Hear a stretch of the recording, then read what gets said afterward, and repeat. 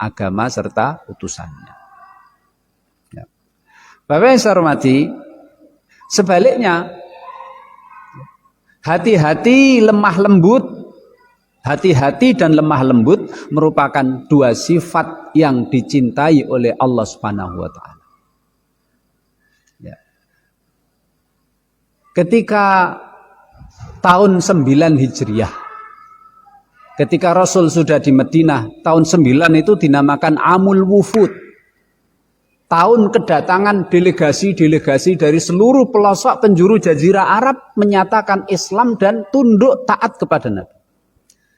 Makanya tahun ke-9 Pak, itu sudah ada perintah supaya haji. Tapi Rasul belum bisa berangkat haji karena menemui delegasi utusan dari seluruh pelosok penjuru Jazirah Arab.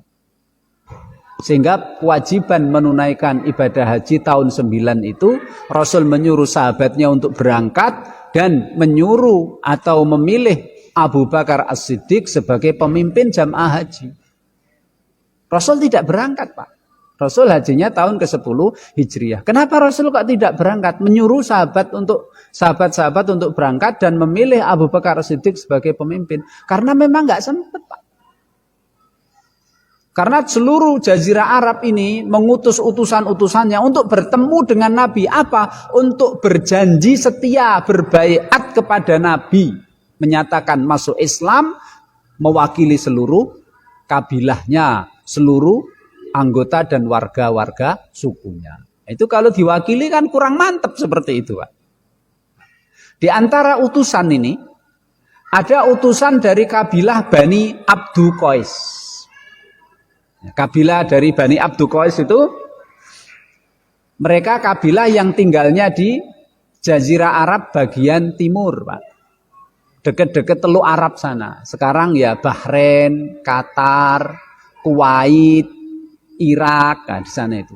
Sana dulu banyak penduduk kabilah yang bernama Abdu Qais. Mereka diwakili Pak oleh beberapa wakil mereka. Di antaranya wakilnya itu ada yang bernama Mundir,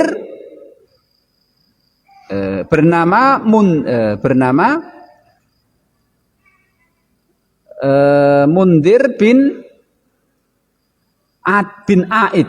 Ya, ada yang bernama Mundir bin Aid al-Asori. Jadi ketika mereka datang ke Madinah Pak, setelah datang itu langsung mereka menemui Nabi. Dalam keadaan ya pakaiannya ya bau-bau begitulah. Tidak ganti baju, semuanya pada langsung datang, langsung bertemu dengan Nabi.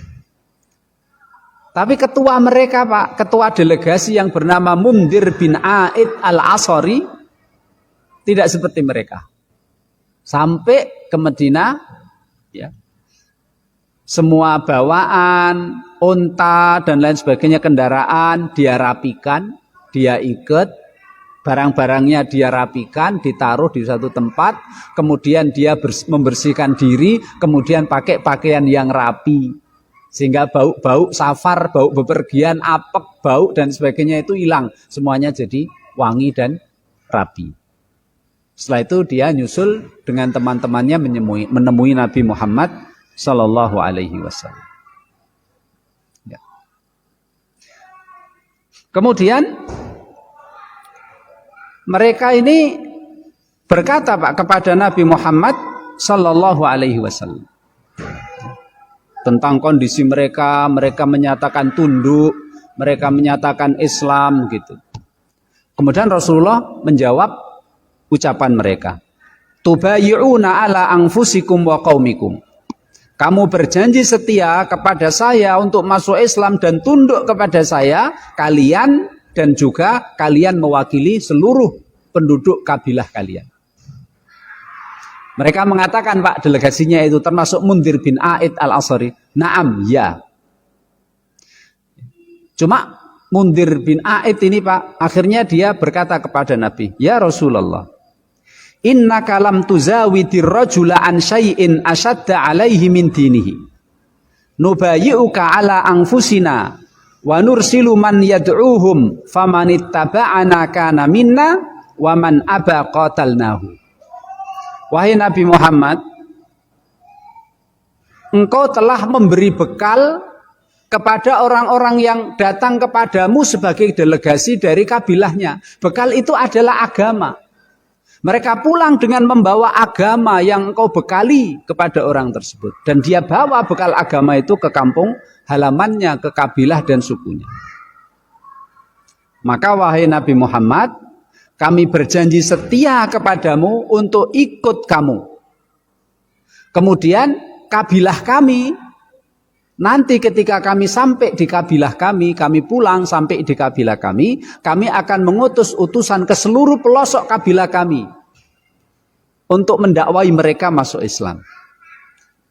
Barang siapa kabilah kami kok ikut masuk Islam, maka dia merupakan bagian dari kita, dia adalah saudara kita.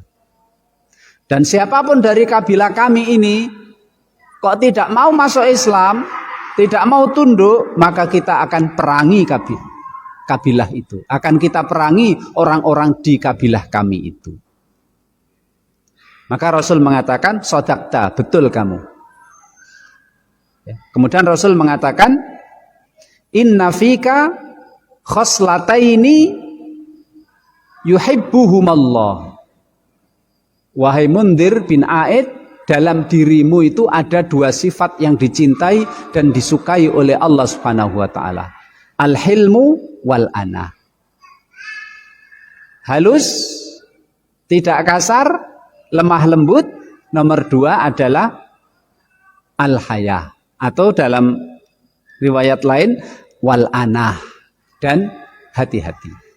Kamu punya dua sifat yang dicintai oleh Allah. Al-hilmu wal ana, lemah lembut dan hati-hati alias tidak tergesa-gesa.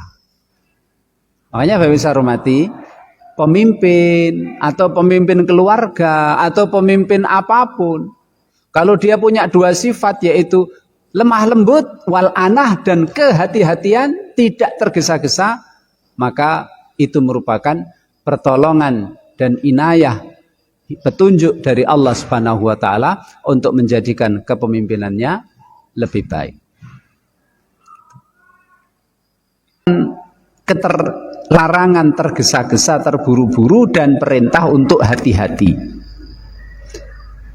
Ya. Hadis diriwayatkan oleh Imam Ibnu Humaid dan juga Imam Tabrani dari sahabat Abdullah bin Sirjis. Rasul sallallahu alaihi wasallam bersabda, at-tu'adatu wal-iqtisadu was-samtul hasanu juz'un min arba'atin wa ishrina juz'an minan nubuwah. Hati-hati alias tidak tergesa-gesa, tidak terburu-buru. Iktisad. Yang kedua adalah iktisad. Iktisad itu artinya sederhana, tidak berlebih-lebihan. Dan yang ketiga, samtul hasan, perilaku yang baik. Itu merupakan satu bagian dari 24 bagian kenabian. Kan banyak Pak bagian kenabian. Kenabian sekarang sudah hilang, sudah selesai. Dengan ditutupnya mata rantai kenabian ini ditutup oleh Allah dengan diakhirinya dengan diutus Nabi Muhammad sallallahu alaihi wasallam. Tapi bagian-bagian dari nubuah kenabian masih Allah berikan. Apa itu diantaranya? Mimpi yang baik.